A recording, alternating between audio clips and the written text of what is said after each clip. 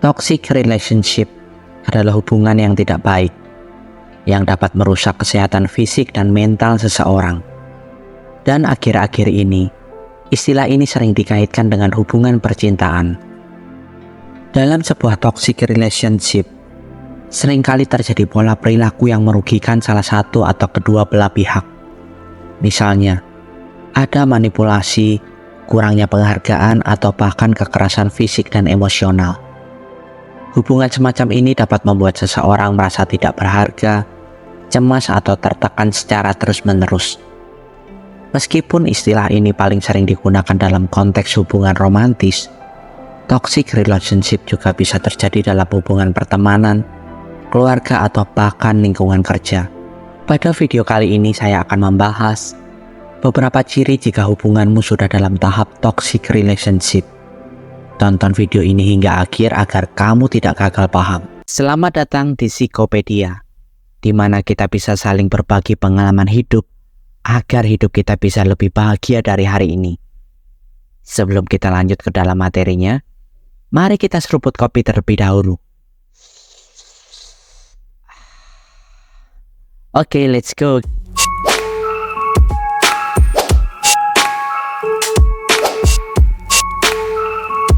Hubungan toksik adalah sebuah pola hubungan yang tidak sehat dan harus segera diatasi.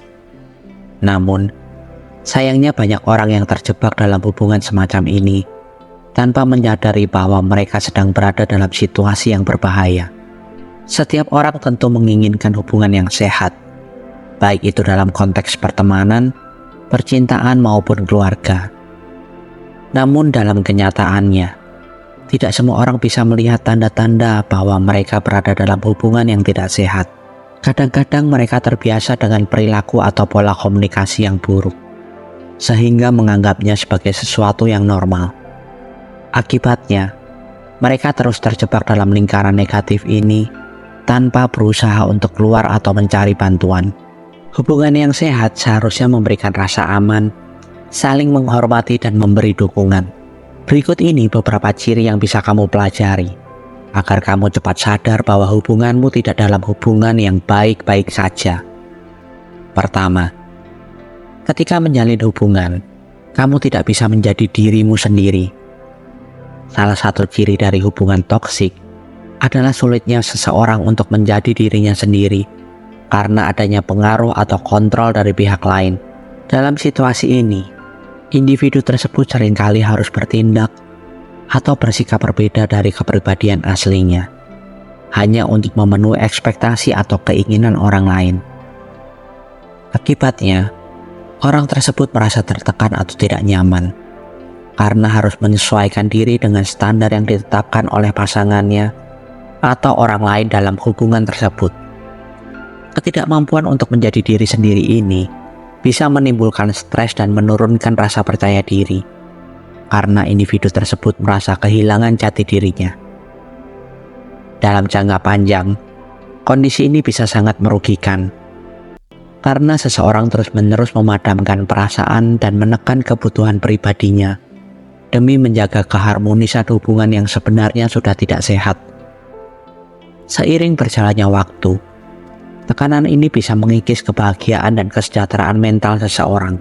Mereka mungkin merasa terisolasi, tidak dipahami, atau bahkan mengalami krisis identitas karena terus-menerus mengesampingkan keinginan dan kebutuhan pribadi.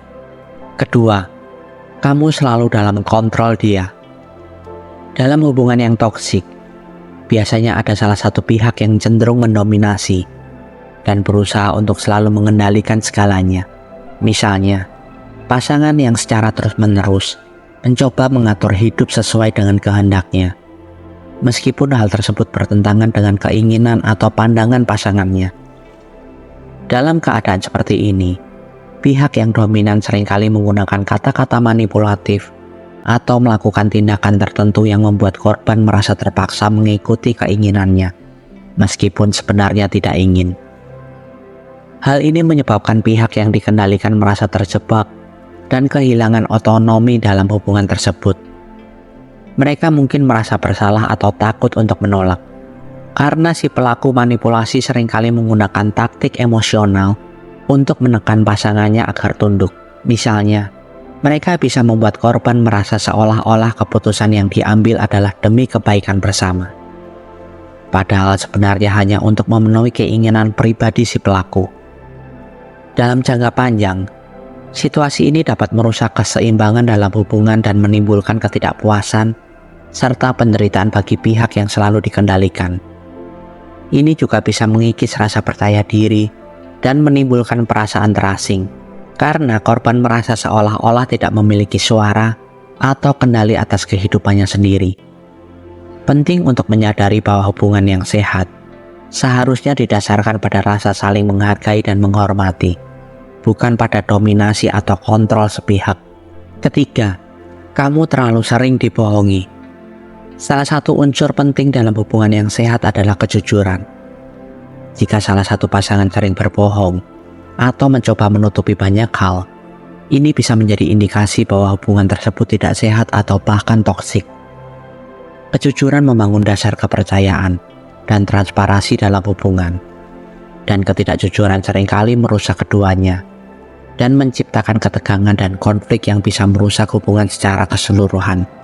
Ketika kejujuran hilang dalam suatu hubungan, seringkali akan muncul ketidakpercayaan dan keraguan di antara pasangan. Hal ini dapat menyebabkan komunikasi menjadi tidak efektif, meningkatkan kemungkinan konflik, dan mengurangi rasa aman di dalam hubungan. Selain itu, kebiasaan berbohong dapat mengakibatkan dampak emosional yang mendalam, seperti rasa sakit hati dan ketidakpuasan, yang akhirnya mempengaruhi kualitas hubungan secara keseluruhan. Kejujuran adalah fondasi yang memungkinkan pasangan untuk saling memahami, menyelesaikan masalah secara konstruktif, dan membangun kepercayaan. Jika salah satu pihak seringkali berbohong atau menyembunyikan informasi penting, hal ini bisa mengindikasikan adanya masalah yang lebih dalam hubungan tersebut. Mengatasi masalah ini memerlukan keterbukaan untuk berbicara secara jujur dan mencari solusi bersama. Jika upaya untuk memperbaiki keadaan tidak membuahkan hasil, mungkin penting untuk mempertimbangkan apakah hubungan tersebut masih dapat diperbaiki atau lebih baik diakhiri. Keempat, tidak ada komunikasi yang baik dalam hubungan. Dalam hubungan yang toksik, seringkali komunikasi antara pihak-pihak terlibat tidak berjalan dengan baik. Percakapan yang terjadi seringkali berubah menjadi perselisihan atau pertengkaran. Akibatnya, masing-masing orang merasa enggan untuk berbicara atau berkomunikasi satu sama lain. Hal ini mengakibatkan masalah tidak terselesaikan, dan pada akhirnya, mereka cenderung menghindari satu sama lain. Kondisi ini menciptakan siklus negatif, di mana ketidakmampuan untuk berkomunikasi dengan efektif memperburuk masalah yang ada. Tanpa adanya dialog terbuka dan konstruktif, pasangan tidak bisa memahami pandangan atau perasaan satu sama lain, sehingga perbedaan dan konflik terus membesar. Ketika komunikasi terputus, rasa frustasi dan ketidakpuasan akan semakin meningkat, dan hubungan menjadi semakin rapuh. Akibatnya, kedua pihak mungkin semakin menjauh, baik secara emosional maupun secara fisik, karena merasa tidak ada jalan keluar dari konflik yang terus-menerus.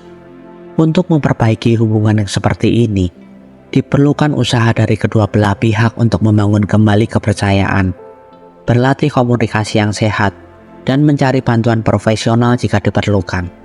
Kelima, sering mengalami kekerasan fisik. Kekerasan, baik yang bersifat verbal maupun non-verbal, adalah sesuatu yang tidak dapat diterima atau tidak bisa dibenarkan. Jika kamu mengalami kekerasan seperti itu dalam hubungan, ini merupakan indikasi jelas bahwa hubunganmu tersebut sudah tidak sehat. Kekerasan dalam hubungan bisa mencakup berbagai bentuk, seperti penghinaan verbal, ancaman atau tindakan fisik yang kasar. Semua bentuk kekerasan ini merusak rasa aman dan menghormati dalam hubungan. Ketika salah satu pihak menggunakan kekerasan, ini menunjukkan bahwa hubunganmu tersebut tidak hanya tidak sehat, tetapi juga berbahaya bagi kesejahteraan emosional dan fisik seseorang. Menghadapi situasi seperti ini memerlukan langkah-langkah tegas untuk melindungi diri sendiri. Penting untuk mencari dukungan dari teman, keluarga atau profesional yang dapat membantu mengatasi dan keluar dari hubungan yang merugikan. Mengabaikan atau membiarkan kekerasan terus berlanjut hanya akan memperburuk keadaan dan berdampak negatif pada kualitas hidup dan kesehatan mental seseorang. Jika kekerasan dalam hubungan tidak ditangani, dapat menyebabkan dampak jangka panjang yang serius, seperti trauma emosional, penurunan harga diri, dan gangguan kesehatan mental. Selain itu, hubungan yang penuh kekerasan seringkali menyebar ke aspek lain dalam hidup seseorang, seperti pekerjaan atau hubungan dengan orang lain. Itulah beberapa ciri yang paling sering terjadi dalam sebuah hubungan yang toksik. Bila saat ini kamu sedang menjalani sebuah hubungan, dan beberapa di antara ciri tersebut ada dalam hubunganmu, mungkin saat ini kamu sedang menjalani hubungan yang toksik. Terima kasih sudah mendengarkan video kali ini hingga akhir. Jika kalian ingin berbagi pengalaman hidup kalian, dan mungkin hanya sekedar berkeluh kesah tentang kehidupan, kalian bisa komen di bawah video ini. Dan saya akan dengan senang hati menjadi pendengar dan rumah bagi kalian yang membutuhkan seseorang untuk mensupport kalian. Dan sertakan hashtag "Saya ingin hidup lebih bahagia" di setiap komen kalian. Sampai bertemu di video selanjutnya. Tuhan memberkati.